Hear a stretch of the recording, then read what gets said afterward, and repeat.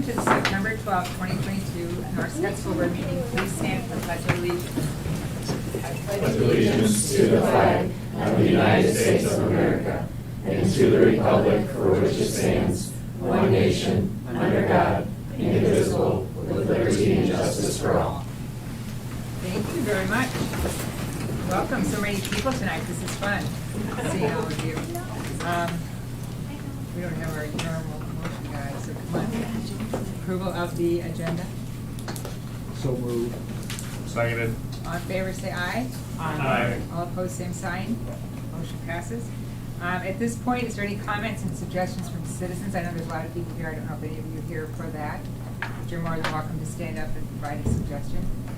And if not, then know, please, that you can always fill out questions or comments that are found on the YouTube link, and/or always email Mr. Study for any questions or comments you might have. So, thank you. Approval of the consent agenda. So moved. Seconded. All in favor, say aye. Aye. We missed you, John. Opposed, same sign. Motion passes. Okay, let's move on to the bills. Jill. Thank you.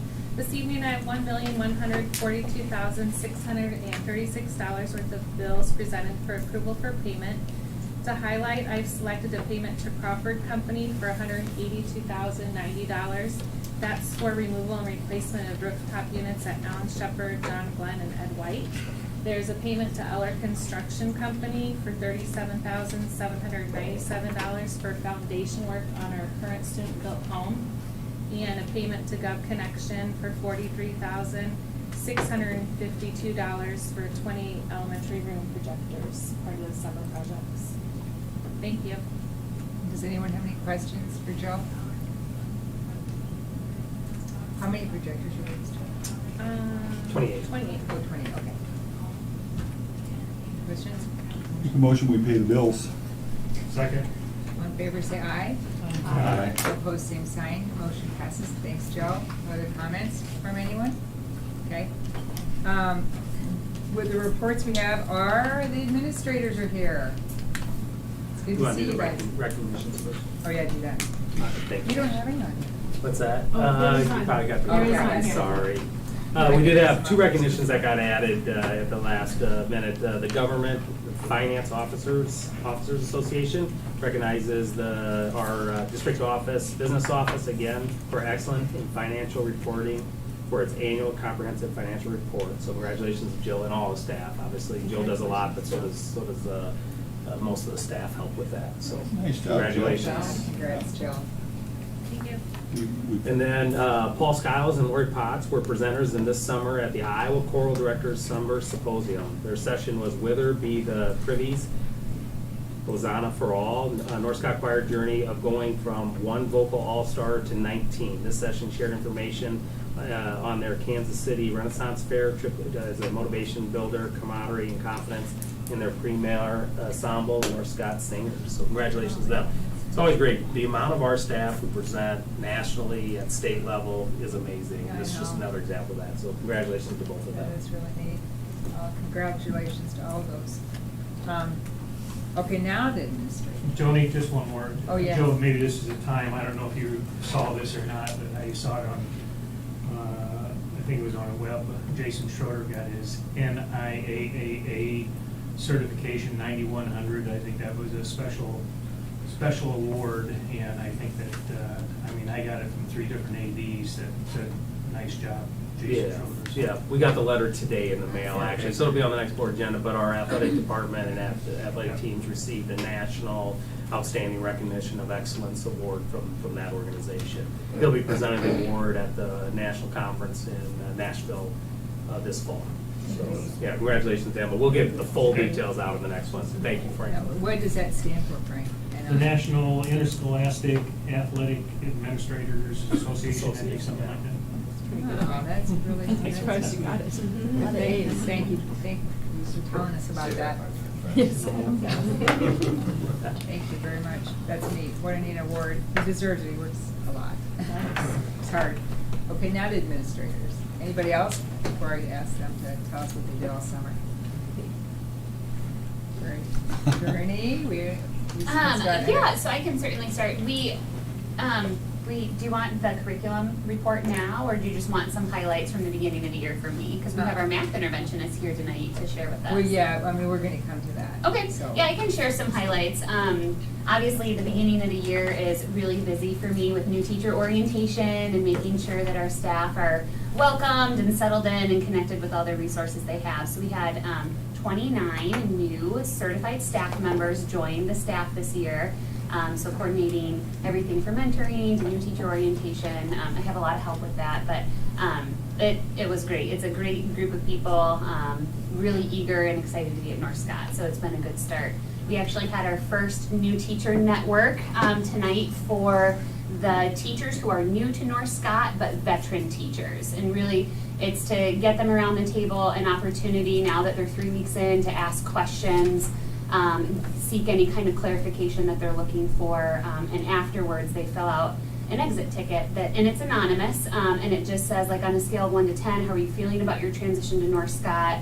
And then they have to let us know why they answered the way they did and what else that they need at this time to be successful, and really positive things coming through. A lot of comments about how supportive colleagues are of them and getting them started. They feel great about being part of the North Scott family. So really high ratings, lots of 8s, 9s, and 10s. So that's exciting. Tomorrow we'll meet with our brand new teachers to the district who are also new to the profession. So we have 2 cohorts of new teacher network. And really those are just, it's another layer of support for those teachers, making sure that, again, we're providing what they need. And also an opportunity to socialize with new teachers and make connections, because it's a really important part of keeping them in the community, is once they feel, connected with the community, they're more likely to stay. So those are just a couple highlights of things happening in my world. Thank you, that's wonderful you do that, though, for the teachers, thank you. Who's next to you, that little guy there? This is Twisted Steel, 36 pounds of Twisted Steel right here. He also goes by TS. He requested to sit by Coach Green tonight, so. Oh my God, I love it. I love it. Thank you for coming tonight, you. All right, Tim, what His did you real do? name is Well, I Jack really wanna Nicholson. His know. mom and dad are up there. I love it. You can come to any meeting you want from now on. Now, Tim, also tell about what you did this summer. I mean, you're going to tell the highlights of the beginning of the year, but what did you do this summer? Yeah, so this summer I got to get away with my family. I've never been to Colorado in the summertime, and I've always been there in the wintertime to go skiing, and we had the opportunity to go out to Colorado. It's amazing. If you've never been there, you got to get there in the summertime. Did a lot of biking, hiking, did some whitewater rafting, broke my toe. Did that well, I jumped out of the boat to go through the rapids on my life preserver, right? Because they said I could, and when I jumped in, I thought it was going to be like waist deep. It was like knee-high deep and hurt. But we managed. But yeah, and then also, planned and prepped for the year, and here we are. So it was a fun time. Oh, good start for the year, too. Yeah, it's been a great start. Yeah, like I said, we're off and running here at Neil Armstrong. Spent that first week, really those procedures and routines, teaching what it means to be safe, responsible, and respectful. Ended that week with our booster, where the kids go from station to station, learning those procedures in those locations, what we expect, and just that initial review. Already started with our teachers, getting their baseline data on students, seeing where their norms are at for their PLC, starting those SMART goals for each of those grade levels, and those collaborative PLC meetings, start working on those SMART goals for that first trimester. Already planning on our school walkathon. Our PTO's walkathon is October 7th. It's going to be, hope for warm, dry weather that day. That's going to be at the high school track. And then really making those connections with our our new staff members. We have Sarah Hilmer, who's in 2nd grade, Emily Schlichting is a special ed teacher, Bonnie Lewison, and Katie Spies is one of our associates. So we hope that you're able to meet them at some point as you come around our building this year. But I've been in everybody's classrooms, and we're off to a great start. And it's exciting to be back to somewhat of a normal-ish environment after the past couple of years. And you can feel it. You can feel like there's a breath, and it's a breath of fresh air. So. Oh, that's good. Thanks, Tim. Yep. Heather, how about you? Oh, this summer, that seemed like a long time ago. I know. No big trips, went to Kansas City, a lot of just at home with family time. Tried to relax a little bit this summer. For the special ed department, we have the new IEP system. It is up and running. Any new IEPs are put in it, but current IEPs are in the old system, so this year we'll be running two systems at the same time. So our teachers will have to go between the two. Today, our preschool teachers and our pre-K-5 teachers started some specially designed instruction, professional development. They'll have it for the next 3 years, a lot this year, and then they'll go into more of a coaching role after that. And our K-6 special ed teachers will get 4 days of specially designed instruction training in ELA this year, so. Kind of what is on the horizon for special ed. Good. The system she's talking about is a state-required system, Yeah. not one that we chose to Okay, go to. yeah. Yeah, it's a state rollover. Is it customizable a bit or not? It's got a lot of new features that the other system didn't have, but it is completely different, a different format, so new look. So it's a big learning curve for everybody, including our AEA staff who's supporting us through that. When's Good luck. when are you planning to migrate both of them in? So I'm assuming if a parent has an existing IEP and they have a child this year who has a new IEP, is their format of their reports gonna be different? Absolutely. So how it works is, we did all of our August and September IEPs last year to help give us a little bit of time. We went live September 1st in the new system. So now any initial IEP or your annual review or your reevaluation IEPs will be in the new system. It's called Achieve. Until that happens, your student's IEP stays in the old system, which is Legacy. And so their progress monitored there. So once they've moved into the new system, the parents will have access to see the IEP at any time they want. There's a login, they can check out progress monitoring and all of that in real time rather than having to ask for access to that. So like I said, it's kind of whenever your student's IEP is up for renewal this year, it'll go into the new system. So hopefully, by the end of this school year, we'll be done with the old system and we won't have to, it'll be 1 year running two systems. Sounds like you'll have a good transition, not a big bang, you'll have a good transition. Yeah. Yes, to the new hopefully, system. yeah. Thank you. Question? Thanks, Heather. We got to Shane? hit 3 national parks, hit one in West Virginia, one in southern Oregon, and one in northern California, so it was a lot of Wow. fun. 2 weeks ago now, we've been supporting this Ukrainian family, trying to get them through some really difficult things in the war zone. Finally got them to friends in Moldova, and they came 2 weeks ago, so they're living with us. So we have a 2-year-old now, 2-year-old boy. I don't know what to do. But that's been fun and a blessing for our That family. is so wonderful. Then- Did you walk to those parks from here? Ran. Okay, right. No, I know those parks. Crater Lake was probably my favorite, so that's one I definitely did. Yes, a good start to the year. The end of the summer, Jack, our SRO, and Aaron Schwartz led a regional safety symposium, which was pretty awesome. And got a lot of great feedback from that from around the area. And the state, some of the state people came out for that. Members of our North Scott Singers sang the national anthem at our welcome back, which was kind of neat. First time we've done that, and I think I hope that'll continue throughout the years now.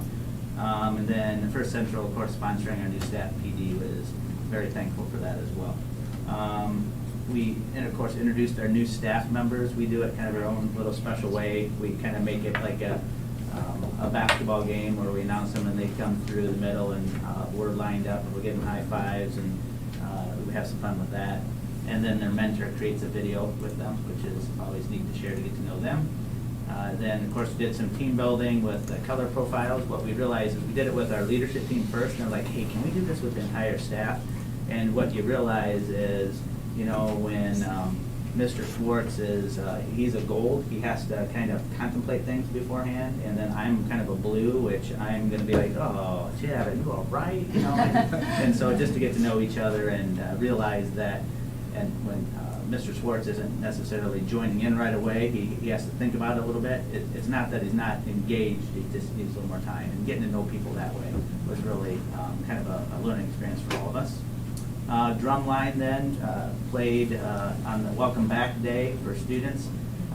We've done it on Friday game days before, but we did this on the first day, and it was fun for them and for us. And then, of course, the Red Out for the football game. But something that I think doesn't probably get shown, you know, we've got our dance team, Silver Shakers, and cross country's going in volleyball, but we also have our Lancer Lights, which they're, you know, pictured here and leading our crowd in the wave, you know, and then just a picture of them. It's really neat how we engage all of our students in that. Of course, FFA was hosting the community to their corn and soybean test plot, which just sitting down and talking with those kids and how I learned something every year that I didn't know before.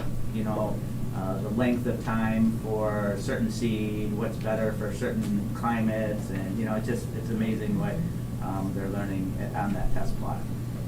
Then of course we had the new opportunity for our college biology, so I just thought I'd throw that in there as well. It's the first year for our college biology, so we're excited about that. Just another concurrent opportunity, enrollment opportunity. And then we had a group going through our MTSS system along with the rest of the district that we're excited to take that to another level. So, It's great, and that's just the beginning of the year. yeah, I know. Thank you. Thank you. And Chad Jones, All right. he's our new principal at the junior high. Yes. So tell us about what you did this summer besides. Well, I have a young family, so we were constantly on the road going to baseball games and doing that thing. So that was fun. We were able to get away. I actually went to Colorado as well and did a lot of hiking, which saw my first bear and was not prepared for that. So moving forward, I will bring something with me to make sure we're ready. Understanding it was my wife and 3 children, and I'm like, I didn't plan this out so well. So anyways, that was fun. Anyways, our school year, off and running. We had our orientation night, which was really well attended, and got to meet with families and students, and staff were there to welcome them as well. And then the first week of school, we focused on our Lancer Way behavioral expectations for students, and we ended the week with an odd in our gym, and we got a lot of students, so it filled up pretty quickly. But that was awesome to kind of get to know everybody and establish those expectations. Our fall sports are off and running, and our football team and volleyball team and cross country team. And the color run will be coming up here on September 23rd. And so we're doing our fundraising right now, and students are doing a phenomenal job of that. And that drives a lot of, provides financial support for all the activities we do with students. And then Friendly Fridays was really cool to see. In the morning, we had some music playing and community members coming in and greeting students. And that's a picture of the adults that came and greeted everyone. And it was an awesome experience for me. One of my former teachers was actually one of the Friendly Friday community members, and luckily I was good in 4th grade, so she had positive memories of me. So that was great just to see him interacting with students, and everybody was smiling, and it was awesome. I've been absolutely blown away with the positive interactions with student to students, and it's just been a great start for me personally. Great. Then we are starting this week our clubs on Wednesdays, which students are able to select some fun activities that engage them and they want to be a part of. And so we'll be starting that off this Wednesday. And then our FFA chapter, Courtney Wiedemann, has done a phenomenal job of building a program. We just did interviews last week to get officers at the junior high school. And these are pictures. They went down to the village of East Davenport and ran some activities for families, and there's just a couple of photos that Courtney shared. And so our students are super excited to get the officers off and running and establishing stronger community connections with that. And then down below is our Special Olympics golf outing. Jody Brotherton does a fantastic job with our students in this and is involved with the Special Olympics. And they went out golfing, and I really wanted to go with them, but I was not able to get out there. But I'm definitely going to circle the date for next year because that's amazing. Oh, that's great. But just overall, just taken aback by how supportive the staff have been with me being new and learning the systems and things, and just a pleasure to go to work every single day. So off and running. We're glad you're here. Thanks, Chad. And Chad R, CR. Yeah. What do we call you guys? Chad and Chad. Chad Bruce. All right, Chad. My summer, probably the highlight, our family went to Disney for a week, which was, Wow. yeah, it was something. Florida. Yeah, it wasn't a vacation, it was a trip.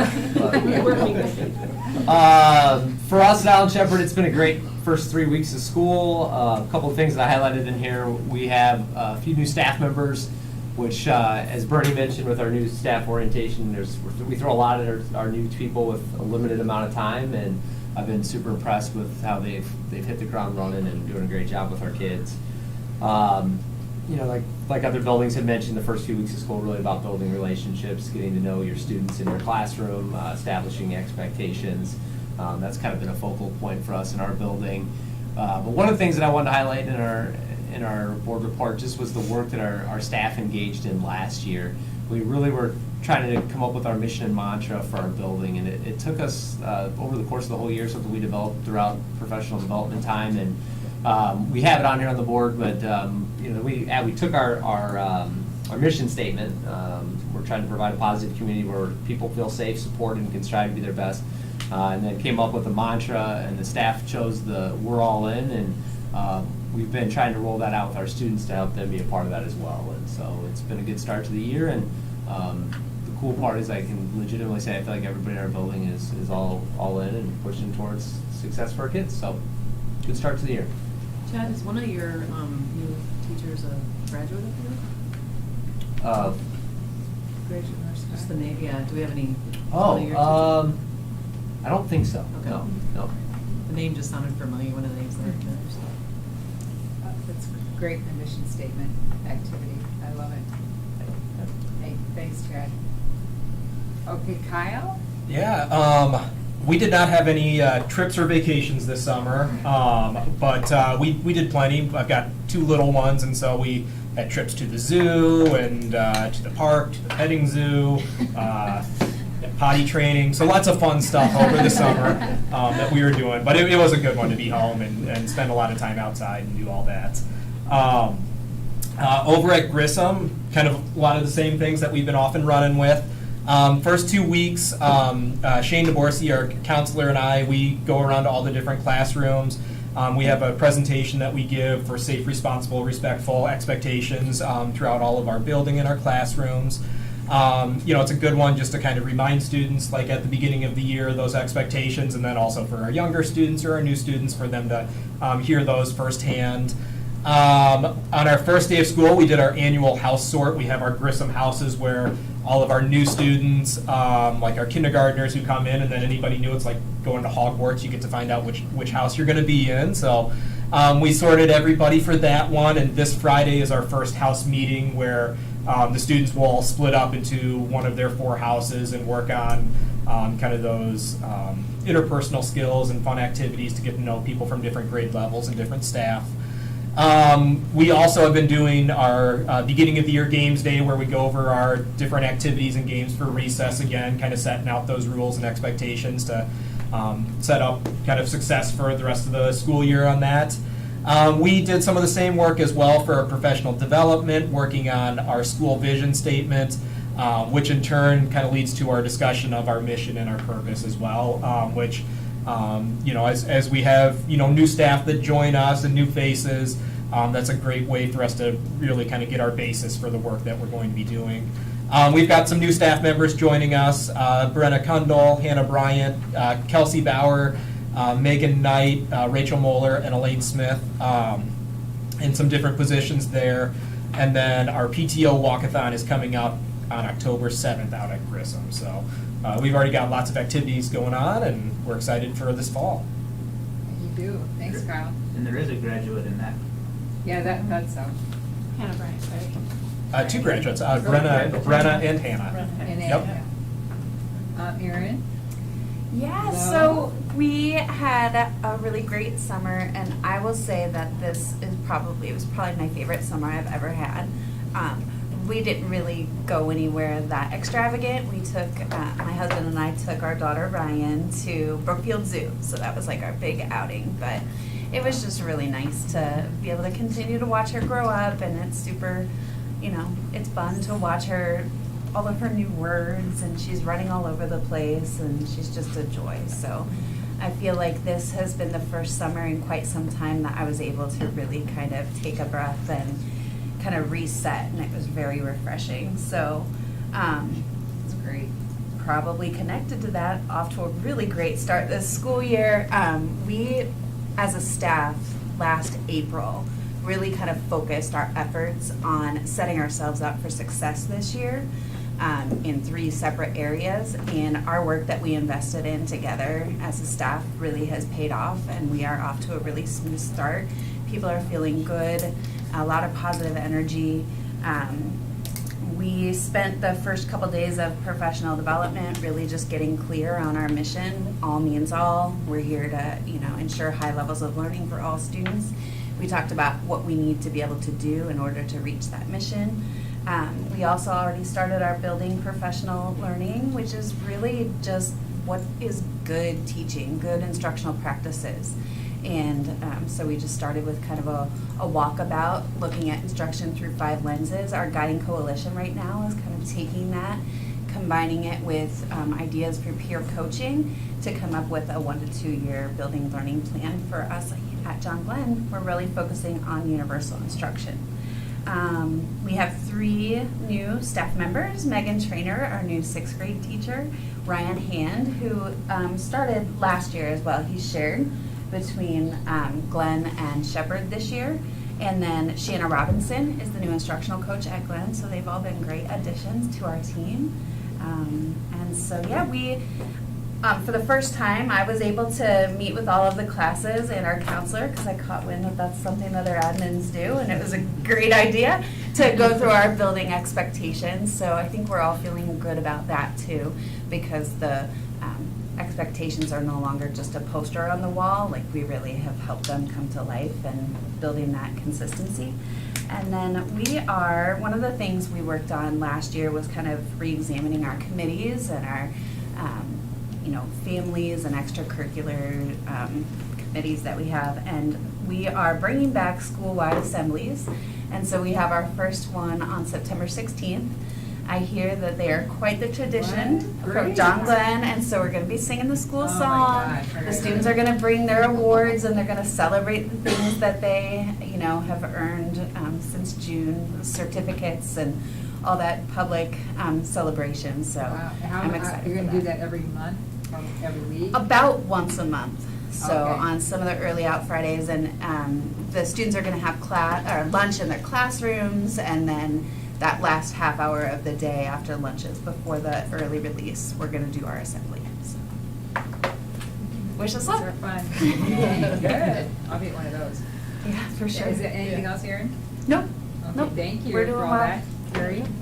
Our summer, my husband and I, our oldest daughter had a baby about 2 months ago, and he's doing great. And then our youngest daughter got married in June, and our middle one back in last November got her adult job, which has been great. So since everybody's off the payroll, we ended up buying a boat and spent most of the summer on the river. So it was fun and relaxing. School has been off to a tremendous start. Our new staff, I just can't speak highly enough about them. Michael Koff is our head custodian. I don't know that I've ever seen the building that clean. His goal is to have Ed White be the cleanest building in eastern Iowa. And he's really working hard. We have a new teacher, Ava Lawson, in 3rd grade.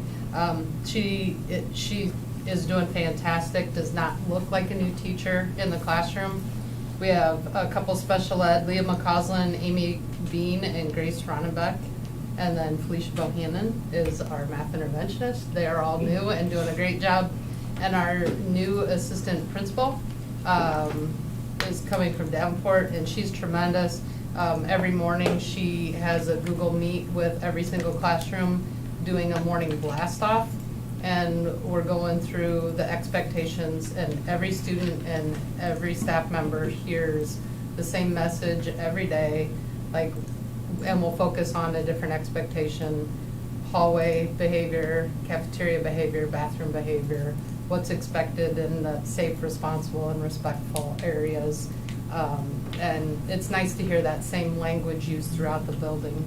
And we also introduced Moonbucks, which is taking place of our ticket system for when we catch the kids being positive and doing positive things. We hand out Moonbucks that then they can turn and buy, whether it's a hat day or a PJ day, whatever the teachers give them. So it's kind of a fun way to go about it. And then our fun run is September 23rd, so hoping for good weather. And that's about it. Joni, I forgot, Joni, can I say Yeah, one more yeah. thing? I forgot about it. We have an education pathway where we have 23 students that are in it taking intro to education, and they have to get between 40 and 50 hours of practicum hours. And these admin and the teachers in our district are amazing. We got them all placed and all willingly, and they're just very appreciative of that. So it's a pretty neat team Wow. effort. That's very worth saying. Thanks, Shane. Well, thanks all of you. It's fun seeing all of you here tonight, too. We're kind of lonely sometimes, we're in this room. Nobody to talk to. Yeah. No, and we are very lucky to have every one of you, I guarantee it. And let's move on now to the discipline, The discipline 21, report, 22 yeah, discipline. it's included in there. What I'm just gonna point out, all it is a number report, but remember a year ago, the numbers were so different. And one thing all the principals did was got to be consistent on what is being documented in Power School. Of course, we're transitioning to Infinite Campus, so we're learning that system and hope it comes the same. But you're seeing a consistency then. I remember the junior high had one category that was 5 times the high school's category, even though they're half the size. It's because they weren't documenting the same stuff. And so now you have the consistency. So if there's any questions that you might have for it, we do have the administrators here tonight that can answer any questions you have. And one thing I'd add to that, Joe, in August, we all met again to even kind of tighten that up more for this next coming year. So, No, it's good. It's good. Yeah. Any questions for Joe? Do we still do the, like, if there's multiple infractions, you just record the most severe? Or do you actually put any of those in that apply? Are you talking like majors or minors, or? So if one student had, let's say you were disciplining them and there really were 3 infractions, is it just the highest level fraction that gets put into the system? Or would that student, one incident maybe represent 3? Maybe it was a fight with profanity because over a stolen cell phone.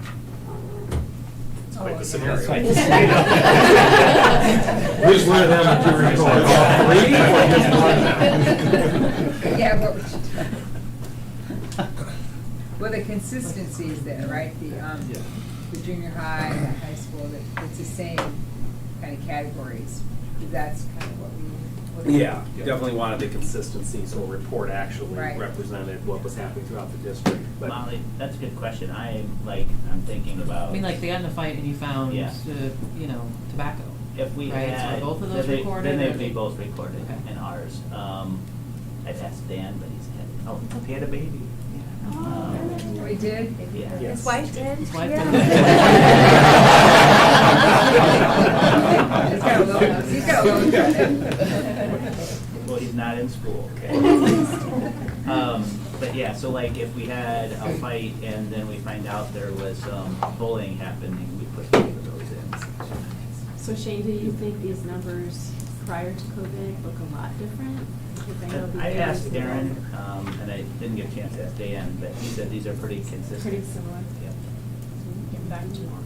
So are there any areas, I mean, obviously, ideally, it's more where you'd like to see all zeros here, but are there any ones that stick out, be like, oh, we need to look at that and kind of adjust what we do, or?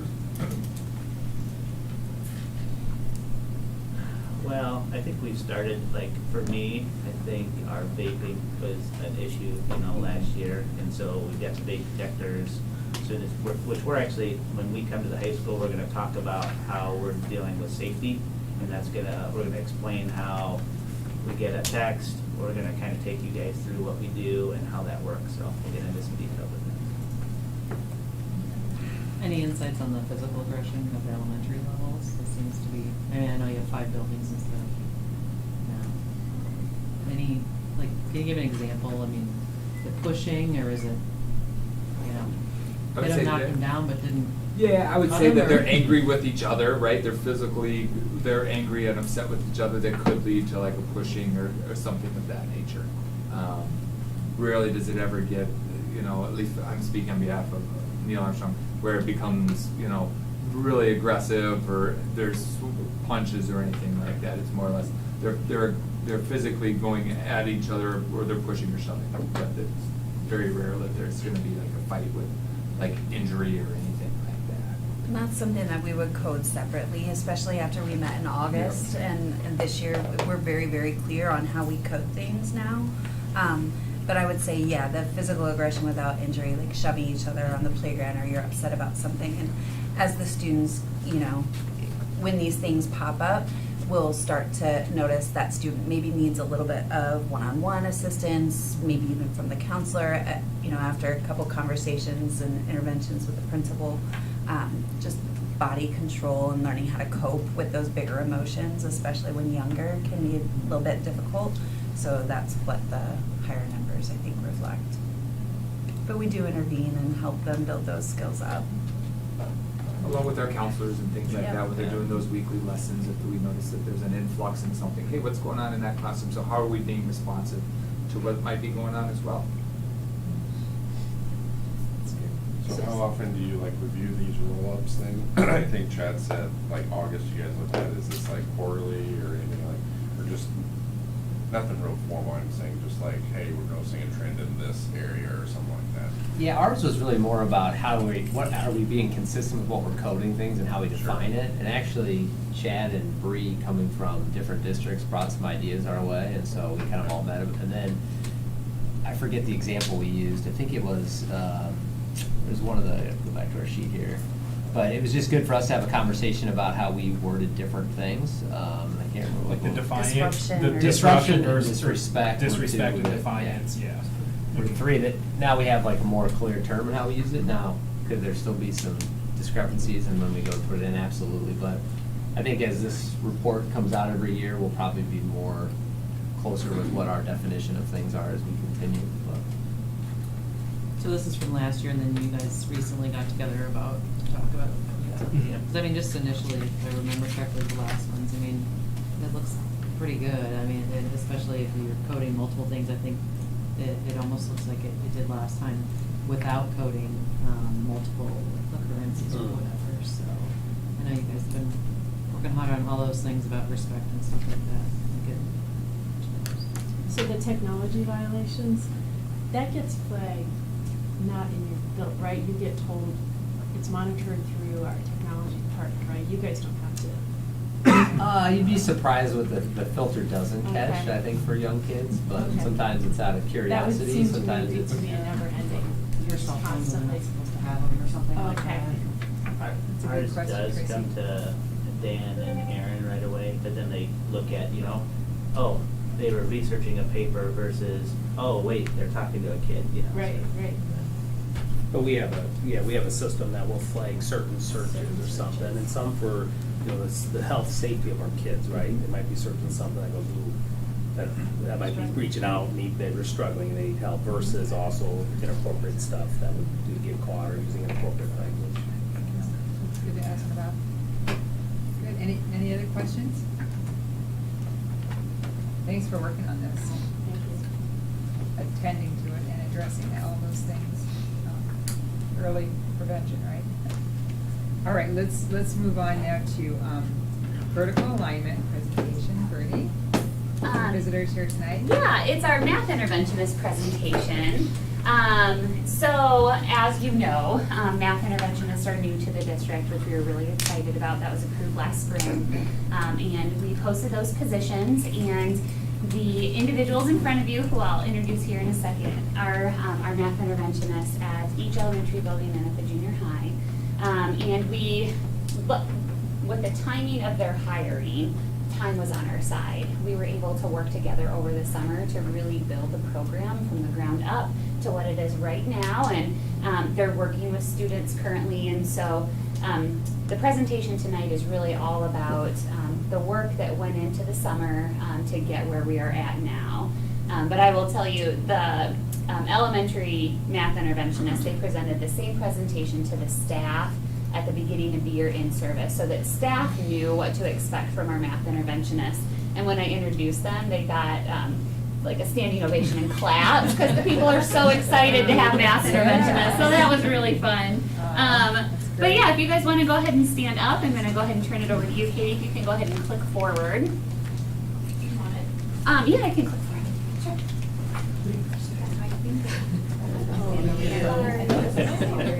So tonight, our math interventionists are going to be going over that summer work recap. They're going to be talking about what math intervention is and what it isn't. They're going to be talking about the identification process, what collaboration looks like with general education teachers, and then their role within MTSS. So to start it off, well, I'll let you guys introduce yourselves. I'll go ahead and turn it over to you. Sure. I'm Samantha Nichols. I'm the math interventionist at John Glenn. Felicia Bohannon, Ed White. Lisa Huber, Alan Shepard. Jody Boddicker, Neil Armstrong. Amy Lee at the junior high. Christina Nkwati at Third Grissom.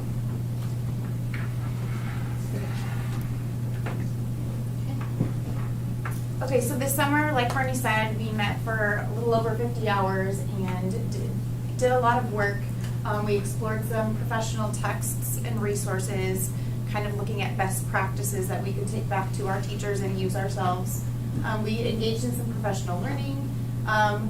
Luckily, we were able to use some of the summer school students to do some of diagnostic assessments, practice ourselves, but then also get information on those kids that we would be working with this fall.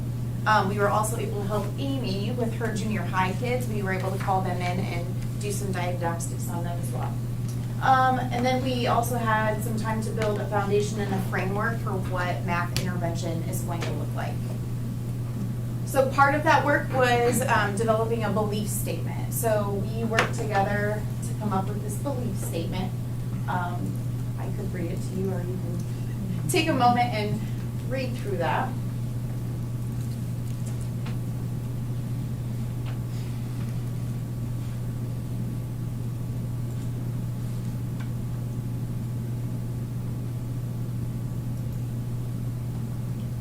Do you have any questions about that? Good.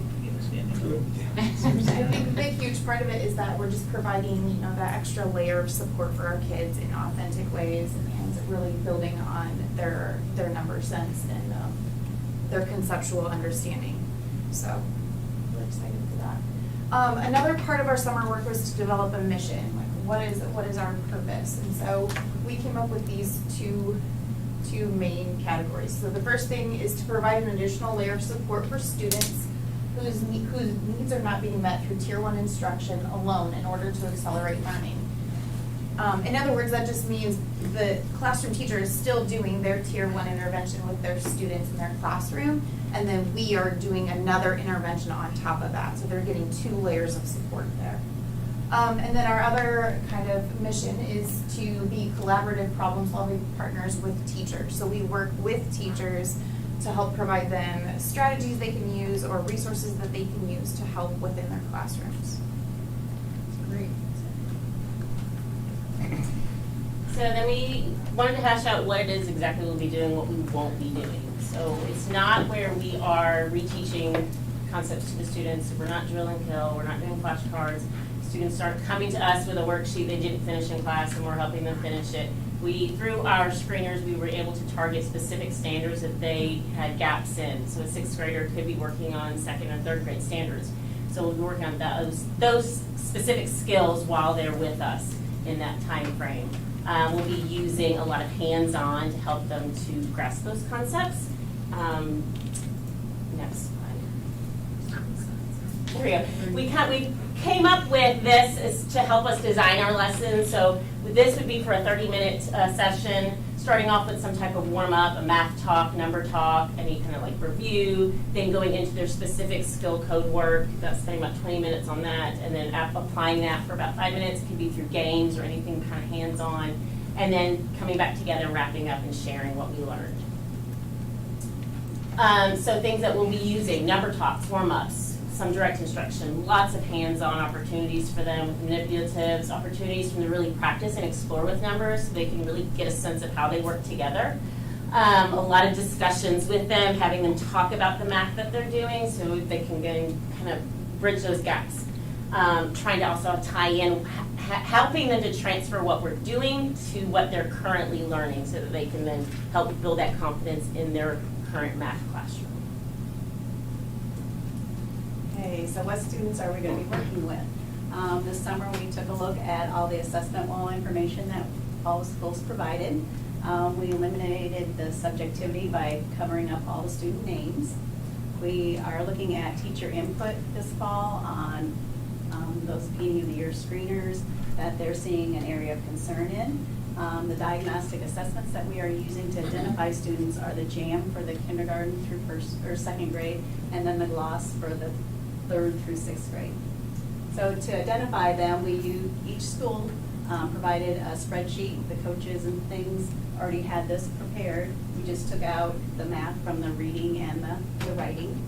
So each school had their own spreadsheet. We did cover the names, so we could just look at what the information is providing for us. So each school, we took a look at each school one at a time, each grade level one at a time, and what qualified somebody to be screened in one building was the same for the other buildings. So the red is an area of concern, the yellow is progressing, the green is meeting expectations, and the blue would be above expectations. So looking at the student here, they're looking, their math and their ISAS were good, but they had progressing here. So that would probably be a watch student in that building, but in that same type of information in another building would also be a watch student. So based on what we did, we just took one student at a time and just kind of evaluated them and then decided if we were going to screen them or just have a watch. So if we decided to screen them, we would use that GLOSS or the JAM, depending on what grade level they were in. And based on, if we did decide to screen them, the screener would develop a stage of their numeracy. So this is that determining a student stage. And keep in mind, this is at the end of the year, stage expectations. So a student coming in at 1st grade, you're seeing that this is at the end, we'd like them to be at stage 4. So coming into 1st grade, if they're at a stage 2, that doesn't mean that's a 2nd grade standard or a 2nd grade skill. It just means that they're at stage 2 for that numeracy project. So after we selected and determined their stage, then we go and dig a little deeper and decide what skill code or standards that they are kind of at for that stage. Like we've mentioned a lot, the collaboration piece is going to be important for our job because what we see in small group is not always what the teachers see in the classrooms. So that collaboration, we want to ensure the instruction in the classroom and the intervention setting coordinate to meet the students' needs, develop a targeted action plan to accelerate student learning, just the common language, if we use common language in our room and in the classroom, talking to the teacher, hey, this is what I'm seeing when they come to me, are you seeing it transfer into the classroom? Because that's what our main goal is, to fill those gaps so that they can be successful in the classroom. So the collaboration and expectations, like 5 to 6 weeks or more for a formal meeting, we'll have like 15 minutes per student. We'll talk about what we're seeing, what our focus is for that student.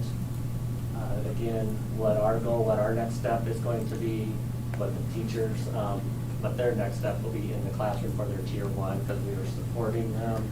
We're not taking the place of that tier 1. And that will be during our PLC meetings. And then we'll also have those informal check-ins where we're passing in the hallway saying, hey, are you seeing this in the classroom? Or what more do you need from me? Do you need ideas for your tier 1 interventions? We're there for that support.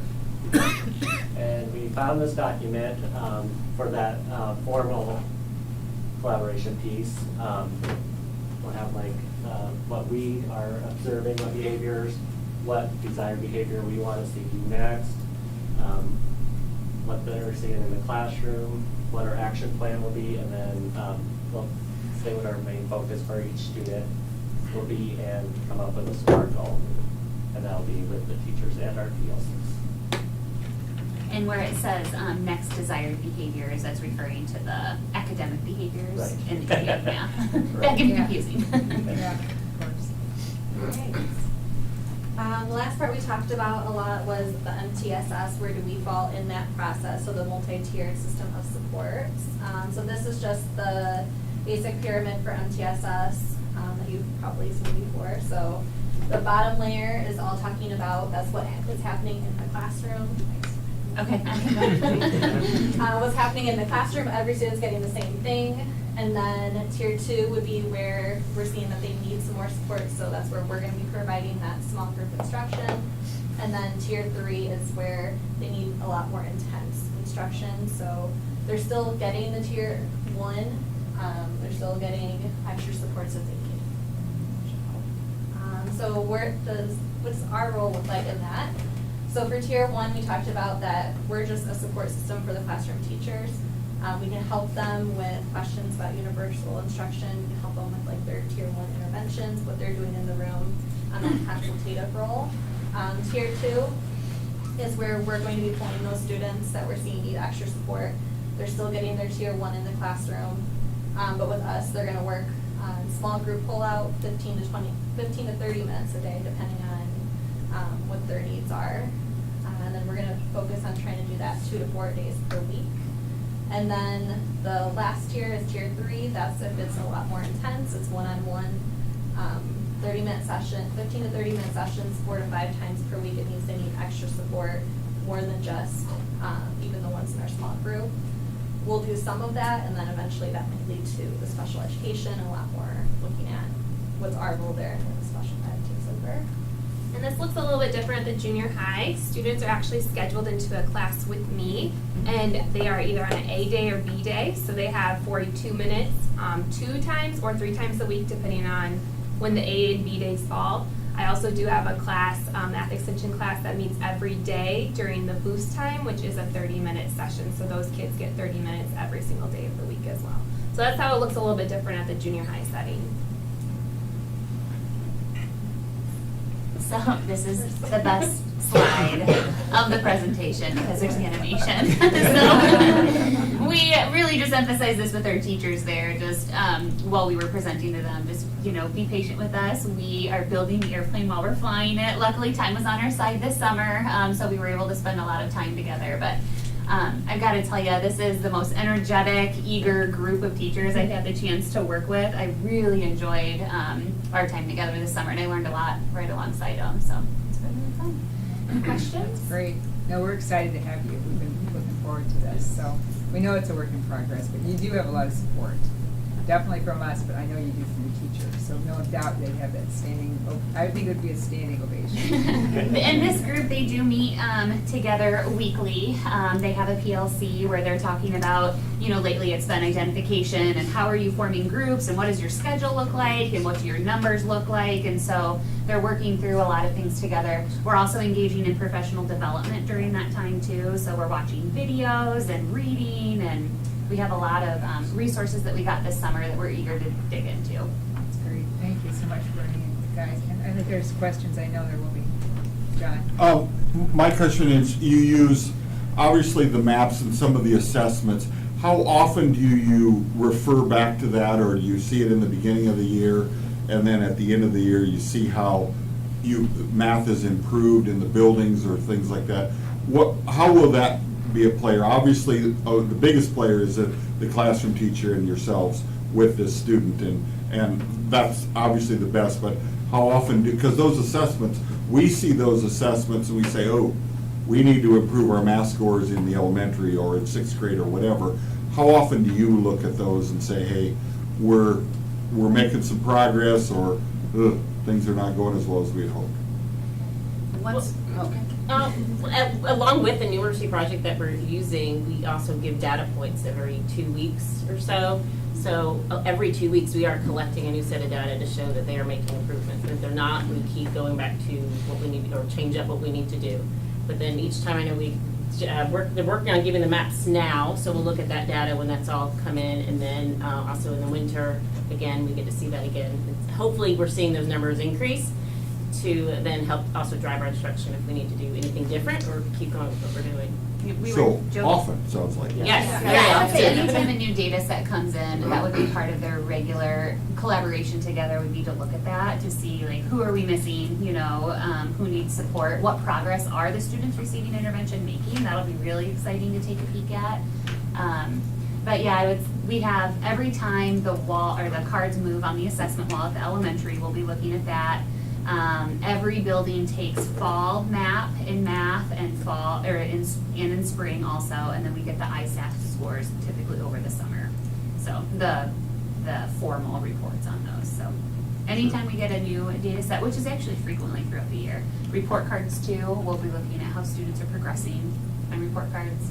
But they're probably gonna be in tune with that. I mean, you've talked to the teacher several times and saying, hey, and that's usually reflected on the assessment wall too. Those are strongly correlated. Right. Good. Thank you. I know you're still identifying students, but about how many do you think you're gonna have with tier 2 and tier 3 if you just had a ballpark? I'm just curious. They have their schedule. Okay. Yeah.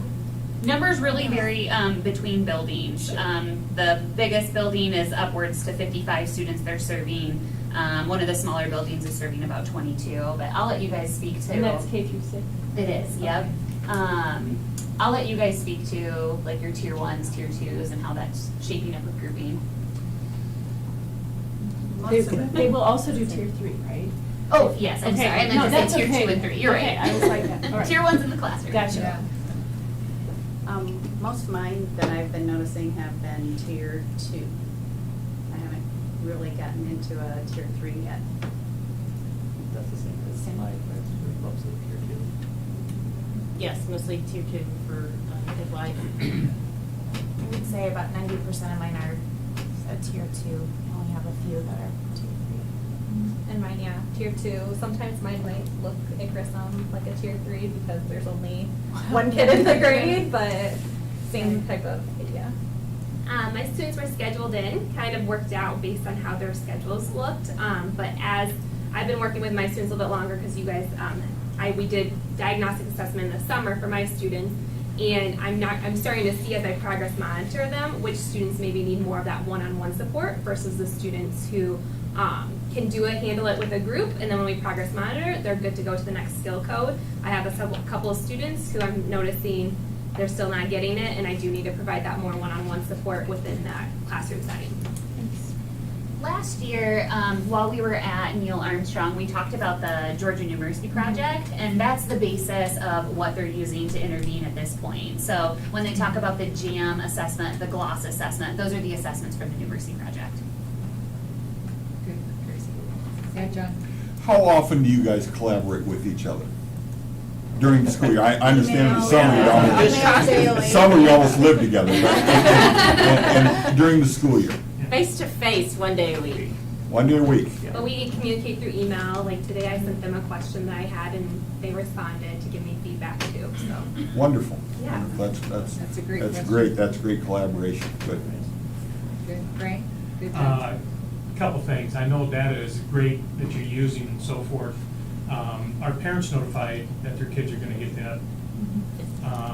And have you had any, or do you have anything in plan if, in case a parent says, my kid is struggling in math, data doesn't show it, how are you gonna handle it? Because I know at the high school, we had the opposite thing when we were going to honors classes.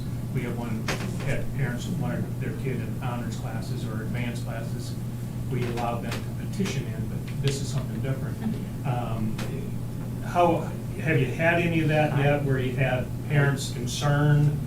And I know data shows that, but Yeah, I had one parent already have some concern that their daughter did not meet the criteria. So what I did is I looked at their gloss and found their skill code. And I let the teacher know that here's the skill codes that maybe you could work on and the tier 1 in the classroom. And it was a parent that I had the daughter last year in my class, so I had a So that rapport with was her. beneficial. So I said, here's some things that you can work on at home. Sure, okay. So, according to like what the skill codes showed. Okay. And how often do you think you'll be having, I mean, I would anticipate kids are gonna probably come in and out, back in possibly, hopefully not. Planning on that, I guess. Well, I think it varies because we're just, like we said, trying to figure this out as we go too. Some kids we're noticing are ready to move out of that at-risk area, you know, so I don't know who said it, Bernie, maybe it was you, but like, we're working ourselves out of a job, right? Like, that's what we want. We want to move those kids out. You want the plane to play. Yeah, Right. absolutely, absolutely. And I think for Amy, it's different with the junior high level. You know, with that set schedule, it's like, you know, being a little bit more flexible, and it's just a little bit different at the junior high level, but we'll see. I'm just excited to see what the scores are gonna Short be. week. Yeah, You know, right. at the end of the year, or even Right, whenever we right. do get that. I'd love to share a quick little thing. On Friday, one of my students that I have for math intervention, they took a common formative assessment in their regular math class, and after school, he came up to me, sought me out to tell me that he aced it, and he was so proud of himself, and that just made me feel really good that he knew I was an adult cheering him on for his regular math class. So I just wanted to share that. That was Wonderful. That's great. Awesome. That's the best. Wonderful. Thank you. That's a, yeah, that's, Good luck. that's, you know, you're involved in, so that's a good question Frank had. I kind of piggyback off that. There would be some probably times where, when parents find out about this more so, they're gonna want to use you, and they're not, the criterion doesn't meet. I mean, I guess you just have to talk to the principal about that and stuff. I don't know if they'll seek you out, or the principal, but that's a nice problem, I guess, too. You're definitely gonna be wanted, and I love the fact that the stage is there, and you have individual personalized focus for these kiddos, and, you know, of course, I like the slide when you talk about relationship building, because that is what this is about, too. Develop that relationship like that kiddo did for you. So I can't say enough thank you to all you. I know we all feel that way. I think you guys are doing a great job. That I've wanted this for years, and it's wonderful to have you guys. I could have used you when I was in school. I think it'd be good to have you guys come back and present again at the end of the school year, just to see what kind of. Yeah, we are taking a look at skill codes, I don't know, to see if there's a skill code within like a grade level that, like, across district, is this skill code always being missed? Or what percentage of them are missing the same skill code? That's But they're good. never missing this skill code, but it's always one or two of these skill codes. So we are looking at that in the next couple of meetings. Which Excellent. ties in beautifully with their vertical alignment in math. Sure. That's great. One other question. Oh, Molly, what you guys are now with the interventions and the action plans, and I would assume you're kind of building them too as we're going. But there's probably some things that are already developed. But are you guys you're working on those as we speak? I mean, there's. I think. Do you have any problems getting those interventions and developed?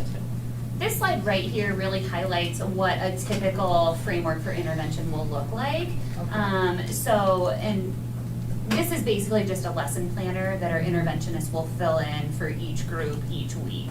And so there are agreed upon components of the framework for instruction, but exactly what each intervention looks like is really dependent on the need of the group of students or individual students who are in those tier 3s. So it's not, they won't develop one intervention and then be able to replicate that with another group because the needs of each group are going to be different. Right, okay. Thank you. Okay, Molly.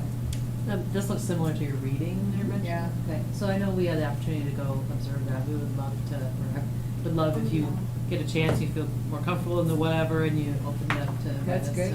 to watch. That would, it was a great experience when we did it for reading, and so I'd love to come and see that in action. I like that too. A couple questions.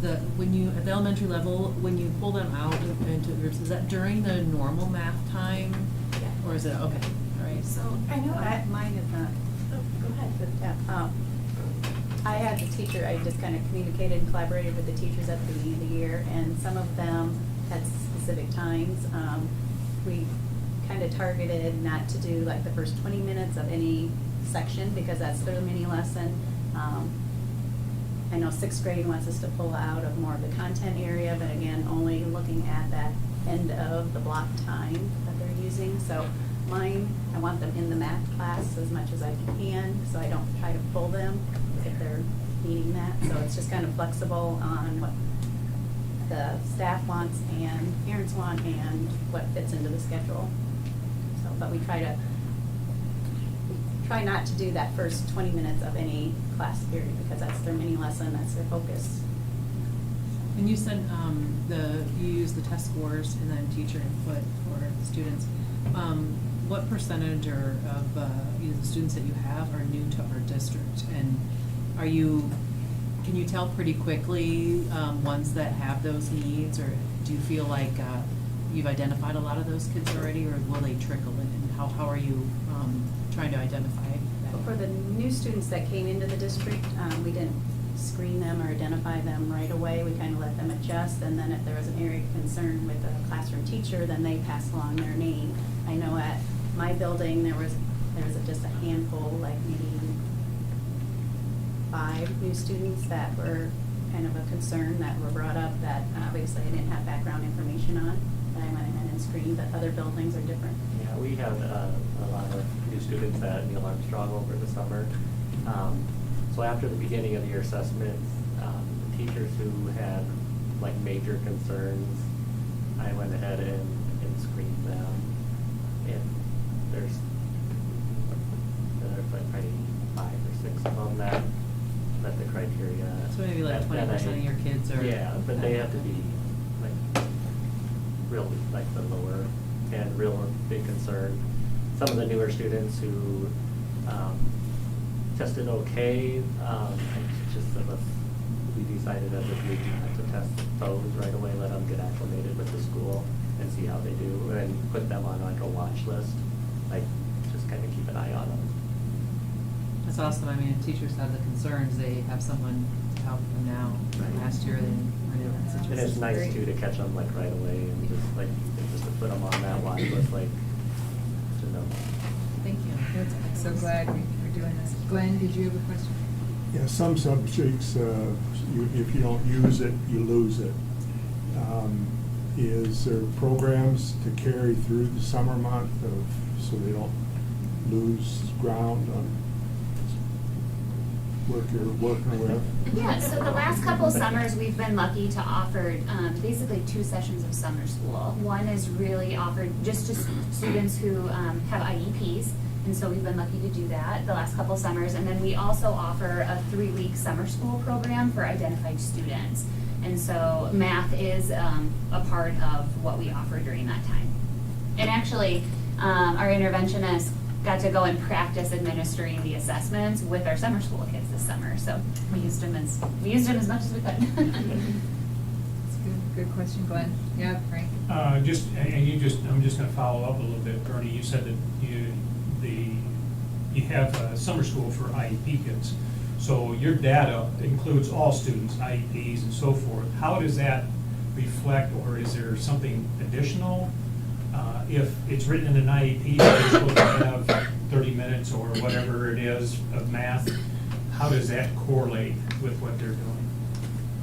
Our math interventionists do not work with students who have mathematical goal areas in their IEPs. Those students work with special education teachers on that goal area. But so they get that additional, but could they be working on that? So if a student had, let's say, a reading goal, but they didn't have a math goal, but they might need a little bit of a boost, yes, they could work with the math interventionist, but if But they. if it's written in their IEP, they don't work with these guys. Correct. Yep. That's good, good question. All right, anybody else? So the one thing I would like to remind the board is this was jump-started with ESSER money, right, which ends in June of '24. Now, as a district, last year with negotiations in our budget, we started to already set up to make it sustainable.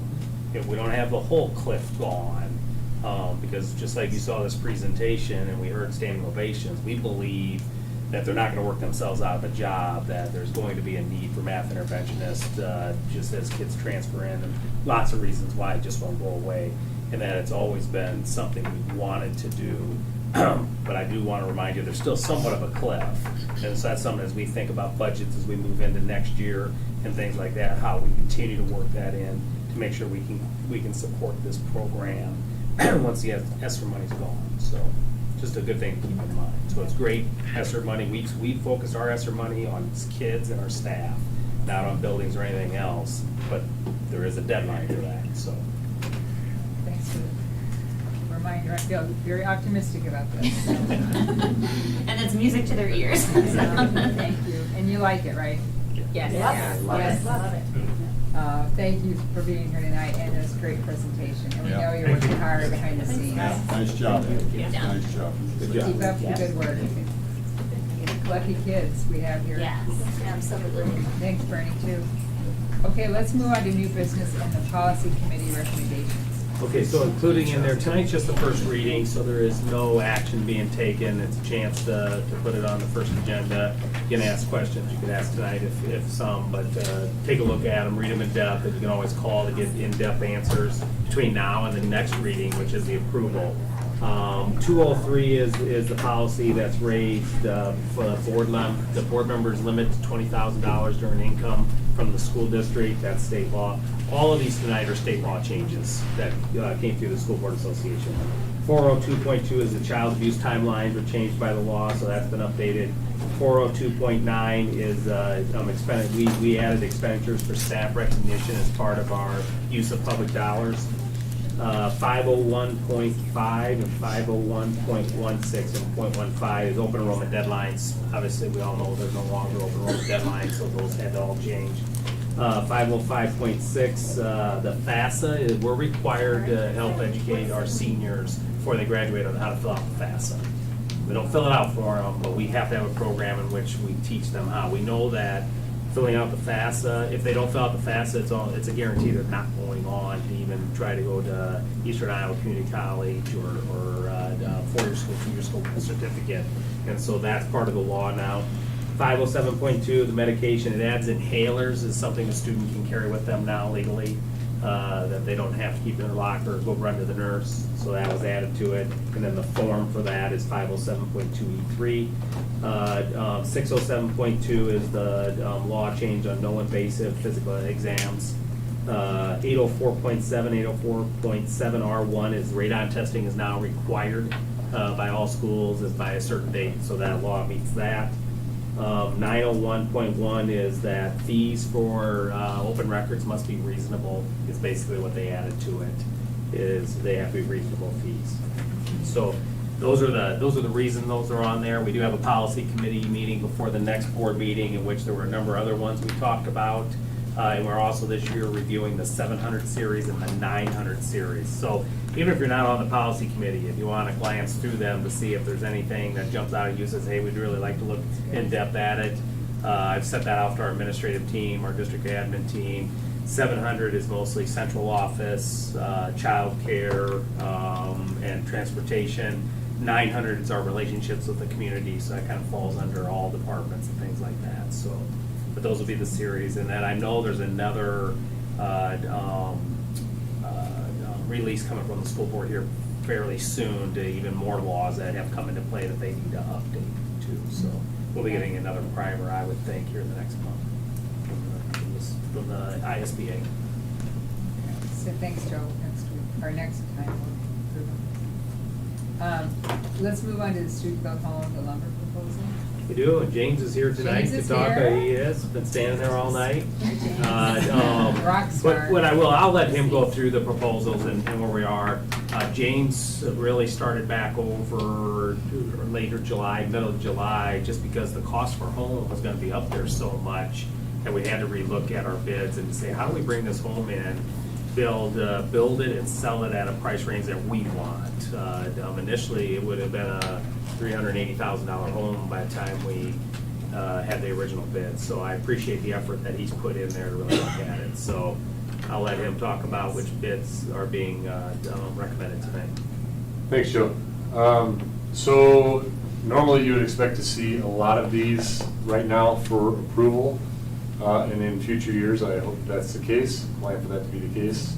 Right now, because our cost to build was so high, we've essentially taken the whole project back to bid and been working on our relationships with our vendors and our partner companies, kind of trying to cast vision so that they understand why it's in their best interest to partner with us as a school. In the past, unfortunately, we haven't had the resources or the time or a person who held that role to be able to say anything more than, we need you to donate some of this, we need you to give us a discount. So that is part of the reason why you're going to be seeing me regularly, because I'm going to be bringing them to you 2 or 3 or 4 or 5 at a time. And I'll explain why that is a little bit more on the next one. We went back to bid on this. I don't have the numbers in front of me. I want to say we're 8 or 10 grand lower than we were on this one. But this is essentially the lumber package for the home. All the framing, things like that. I notice it's from Eldridge Lumber. Do you look at several different spots, or? Yeah. Okay. Eldridge Lumber, Builder's Choice, RP. This is where my ADD kicks in. I should have came prepared. No So worries. we've got, there's quite a few. Okay. Quite a few. All right. And Eldridge Lumber, they were gracious to give us a 4% discount off the price. Do they have those supplies in? They do. They do. There are quite a few supplies, though, that we need to make we need to get the bids finalized, get them ordered, because we'll run up against the time. And was Eldridge our past person as well? We have done work with them in the past, yeah. Yeah, they've been very supportive of the program. Good. The previous one was the pre-builts, right, from Yeah, whatever. so yeah, you the didn't two have lumber previous, when we were working with Diamond Builders, Colin Woods, he had negotiated all of the rates for all of those homes previously, and so we didn't have any part in any of those vendor relationships. So just a reminder though, this is the first time we have taken on the ownership of paying for it and actually bidding it out. When we owned it. Yes. Before that, it was the Realtors Association, and then when we took it over, the house was either already bought, and so it was the owner doing it. That's happened to us, and then Diamond Builders was gracious for 2 years, 3 years. They did 2 years. 2 years to do it. So this is the first time that we will truly go through where this whole project is under us. Right, and we don't have this pre-sold. This is not a pre-sold house, it's a spec home. What's is it a ranch? I haven't seen the plan. It is a ranch two-story? house, yep. Okay. Yep. How many square feet? 1480, I think. Oh, boy, I should have came with some Okay. numbers, but. 1480 with a basement. We're about 1480. We're in a neighborhood. So south of Lincoln, there's a new addition, Fifth, I believe it is, Fifth Street. The Grunwald. And the new Grunwald addition. And so you're going to see lots of very small 2 stories and small to mid-size ranch homes there. Are we finishing the basement? We probably aren't. I just had a meeting with our Steubenville home instructor today. That's a conversation that we need to have with the advisory board. We always have the time. When you have that many kids, it's great to spread them out and put them in the basement. And so with all the plumbing being roughed in, it's pretty easy to frame a few walls in the basement, and all of a sudden you've got a family room, a bedroom, and a bathroom. And the relative cost for that is very low compared to the the increase in value, we just need to have some conversations with our advisory board, the realtor that's on our advisory board, some other folks, to determine, can we, in that neighborhood where homes are starting at $299, we don't want to price ourselves out of that neighborhood.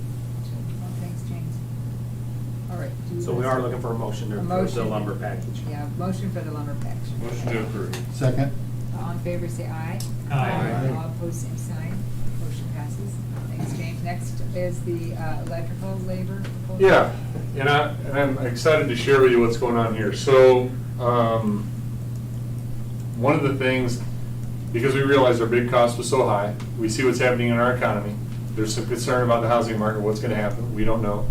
And so we wanna make sure that we don't price a home that we can't sell. We also wanna make sure that there's enough margin in the home that we as a district can make some profit for the longevity of the program and give the buyer, because this is not a pre-sold, we want to attract a buyer where we can sell this home at a lower price than you would buy it retail, right? So one of the ways that we're trying to do that is, as I've been going back to bid, for example, our bids ranged from $13,500 to almost $20,000, I think, for our electrical work. But my new role, one of the things I'm really excited about is casting vision for the program and why it's important to partner with us. And approached all of our different electrical contractors and said, hey, would you be willing to bid labor only? Then let me talk with the supply houses and see what we can get in terms of higher discounts, a portion of that donated. Aaron Griesenbeck with Century Electric said, hey, we love the program, we really want to be a part of it. He brought that labor cost way, way down. There's a large portion of their labor that's donated. And then he said, you need to go talk to a company you'll be seeing here in a few months. So I talked to several different supply houses in the area, and one of them said, hey, I think we can donate every last bit of electrical material for this project. So our lowest bid was $13,500, and now we essentially have a labor bid of $5,400. Is that on there somewhere? Yeah. Total 40 hours right in the Yeah, dark yeah. box in the middle. And so he committed, hey, my son and I will come in, because we said, we want you to come in, train the students, then we want our students to nail all the boxes, drill all the holes, pull all the wire, do everything that a student can do. And he said, yeah, we'll come in and we'll donate all that time, and I'll have to charge you for some of the labor where I have to send my guys out. But so essentially, this is what you'll be seeing. My hope is that I'll be coming to you with lots of bids that are labor only, and then informing you of situations where other companies have been able to formally donate everything. At this point, I have a strong commitment that they suspect they'll be able to donate 100%. So, yeah. Good. Really? Okay, thanks. So, Yeah, that's tremendous. That's a big savings. any questions on this electric? So you're intending on doing this with, like, as an example, plumbing or Yes, those sorts of things? this is the reason why you're going to be seeing, because this takes a lot of time. I mean, a lot of meetings with a lot of different supply houses and businesses, and it's not the type of thing you can do over an email. You need to sit down and explain. This is why it benefits you to partner with us. This is how we can create a pipeline to you of great students who have an interest in the electrical field, and the supply house that's talking about donating everything. They want us to send an internship or an intern to them because they're hoping to snag some talent for the electrical supply industry, and so all those things take a lot of time. So I hope to do this with every trade that we haven't already contracted with. So that's why you'll be seeing them coming slowly. Excellent. So they're getting something out of that. Yeah. We're a training ground a little bit.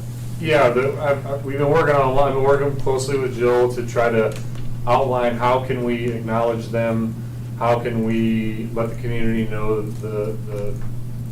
what they're providing to our students in our program in a way that's not an endorsement, but that does acknowledge, just like all the plaques on our wall in the pit that say somebody gave $10,000 to the building of this facility. So I think people are starting to realize, and will over time, begin to realize to a greater degree, this is really in our best interest to partner with this program and give what we can for free. So. Nice. That'll be good for the advisory council to come up with ideas too, I bet.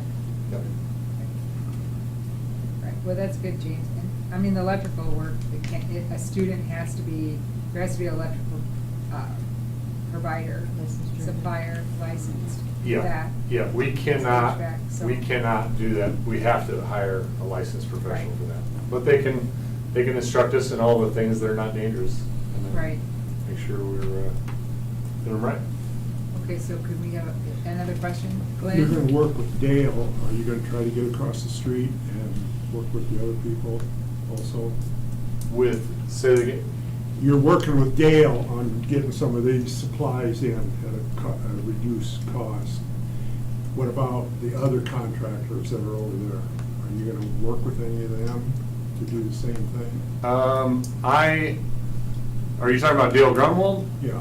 So I'm not working with Dale on this. Oh, I thought you said it. We bought that. Yeah, we bought did the buy land that. from Dale. Yeah. He's Dale on had that. sold us the lot at a reduced price. Yeah. I'm working individually with each contractor, asking them to split out their original bids were labor and materials.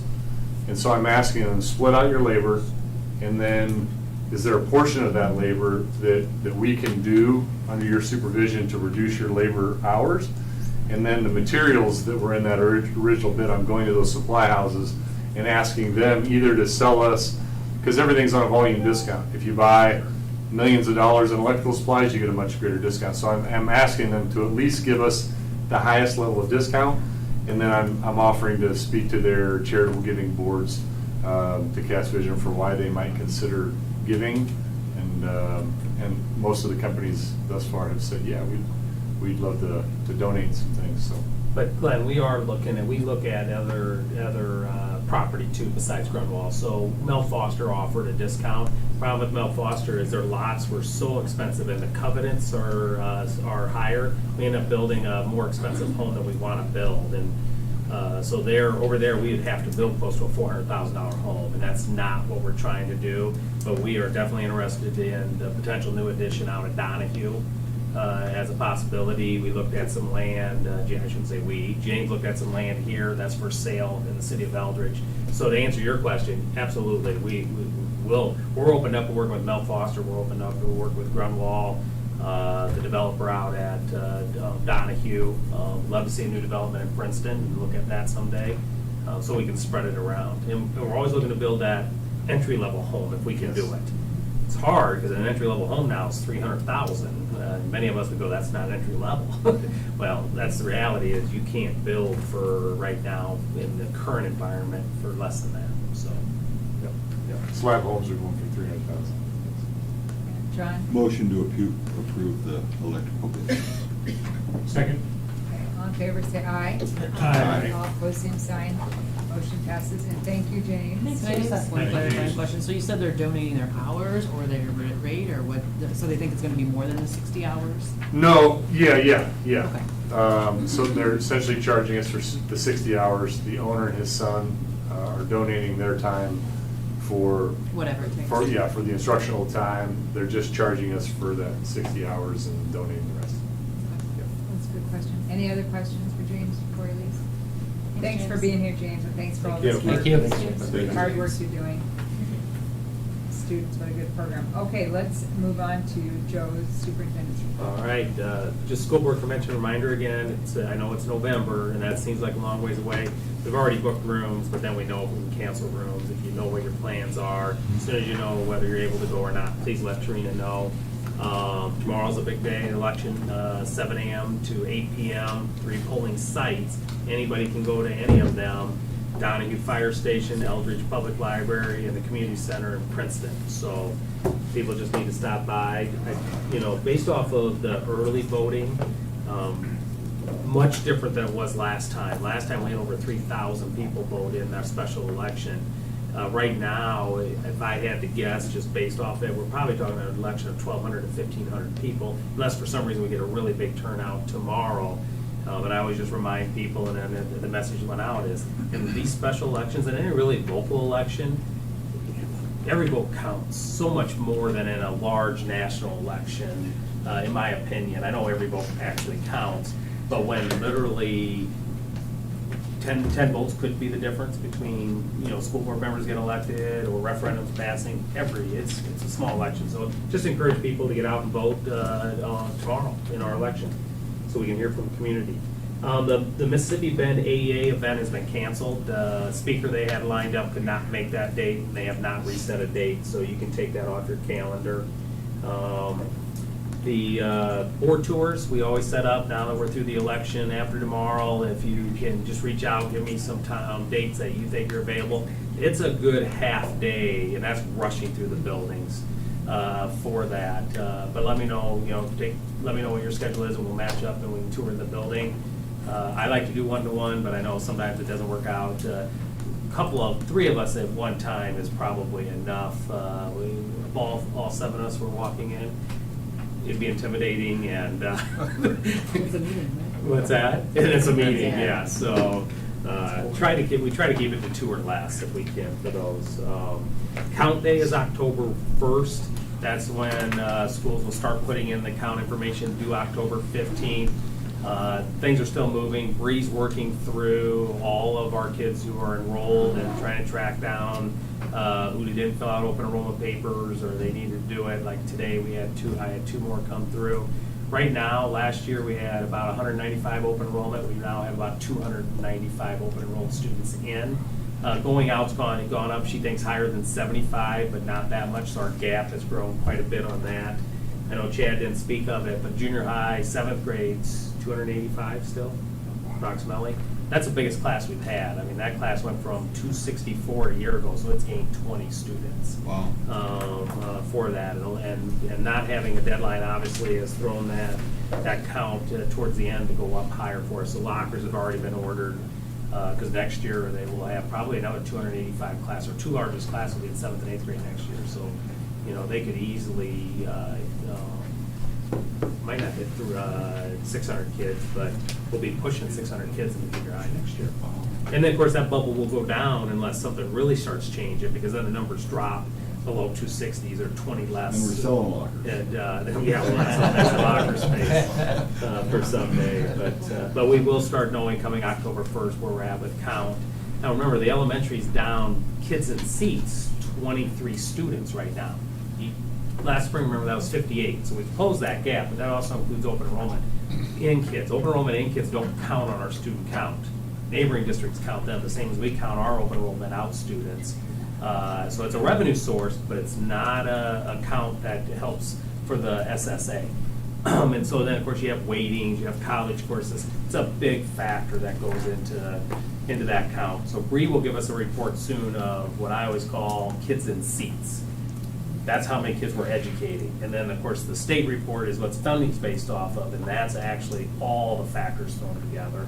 But we're getting closer to it. Junior high and high school are going to be up kids, elementary's down kids. So, my gut feeling is we'll be up both on kids in seat and on count, but we will know October 15th for sure. And then the public library received another grant to start archiving from the school district. We've been having in closets pictures of school board, different school boards, like we have your guys posted out there. I've given them those pictures for now to be able to archive them. And then also in that cupboard there was, I don't know if it wasn't the first year, but the second year, maybe for 20 years, they called it the annual principals report. It's this thick and has everything you can imagine, them talking about what happened in the day. And so I gave them to be able to digitize them and archive those too. And we'll keep our eyes open if there's other, older, just stuff that we have that's just sitting in a closet. It's a great opportunity to make it a permanent digital document. So we have that going on with the library. So, Okay. and that's all I have, unless there's questions. Any questions for Joe? Anybody?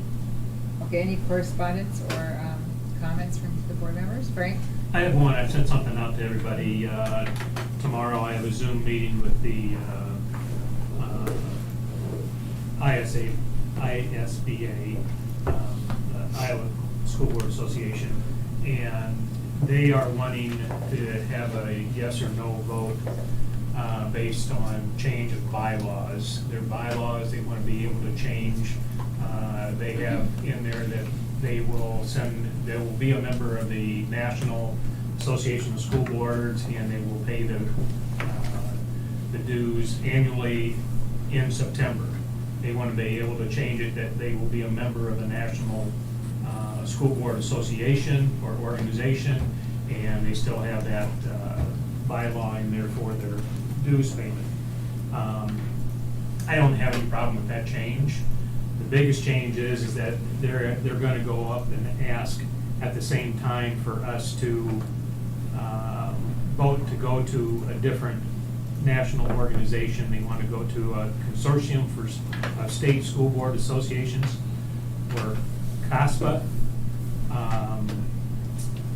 The national, well, there's a number of states that have bailed out of the National School Board Association based on the letter that was sent to Joe Biden, President Joe Biden, by the CEO and president of the national organization, that basically had some verbiage in there that was a little harsh on parents that went to school board meetings and cause ruckus or cause problems in the school board meeting.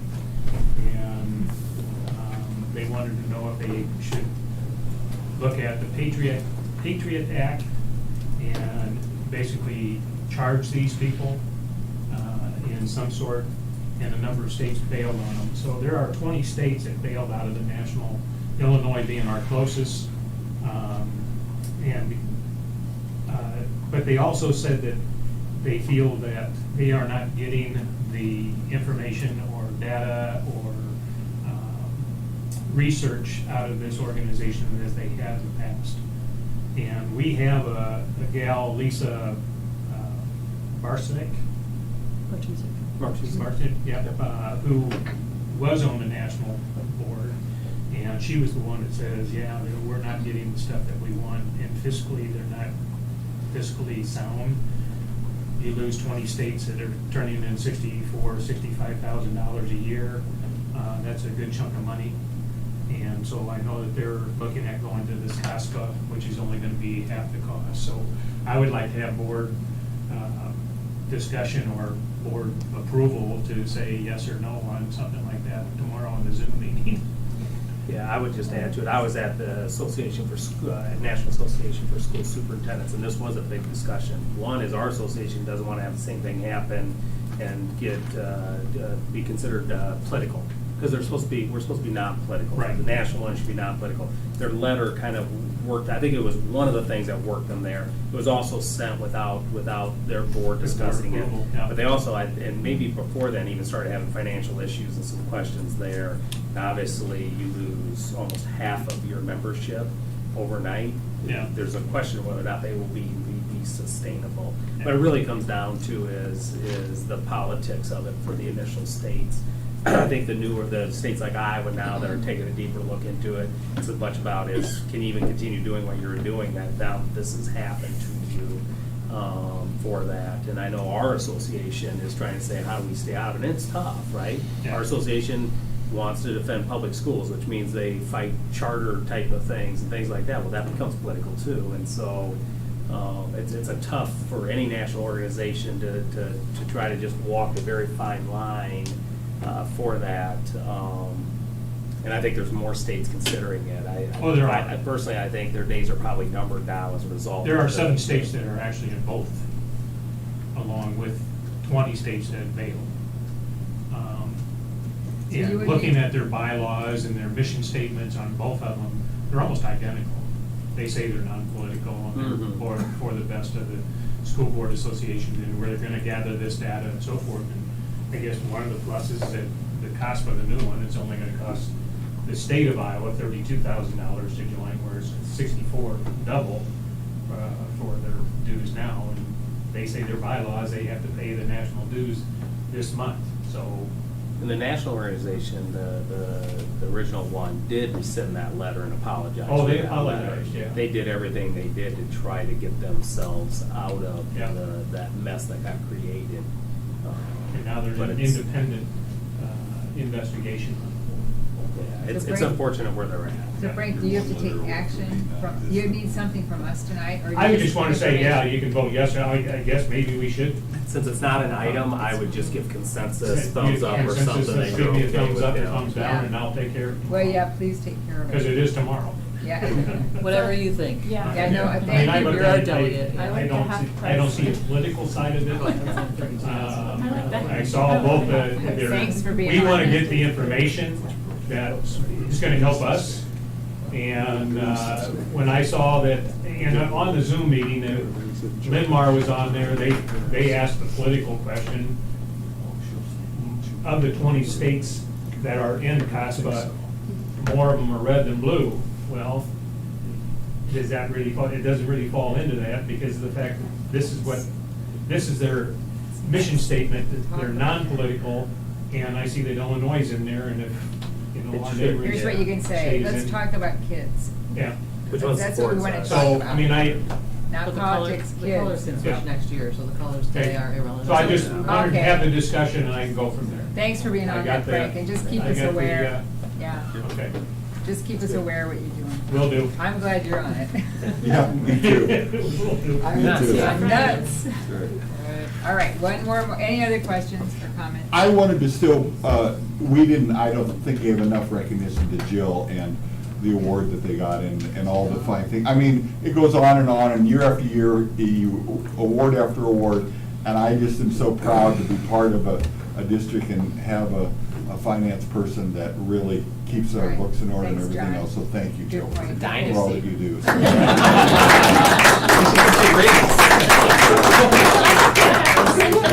And I would just like to add, I think a lot of people trust her. Oh, yeah. Which is a huge thing, sitting in that chair, because that's not always been the case. It's Right. true, Frank. Thank you. Good So, Thank you, Jill. Very good. Yeah, I'm glad you did that, John, thanks. And I thank all of you for being here tonight. It's fun seeing you. We know you're working very hard behind the scenes for these kids, and I don't know what we'd do without you. We brag about you guys like crazy, Yeah. so thank you so Yeah. much. I think the reason the junior high is up is because of Chad. He brought a bus with him. He brought a bus with him. Yeah, he brought a bus.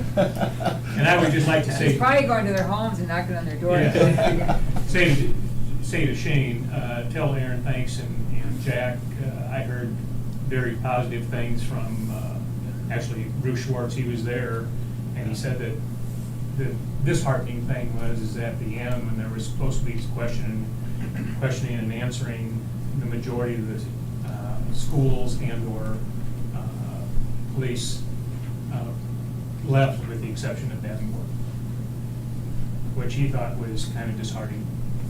But you made a statement, I think you got it out there, and I think nationally, or hopefully statewide, people are gonna be looking for it, because I think what we did, and what we have done, is by far more than what most schools have done in the state of Iowa, or possibly even nationally.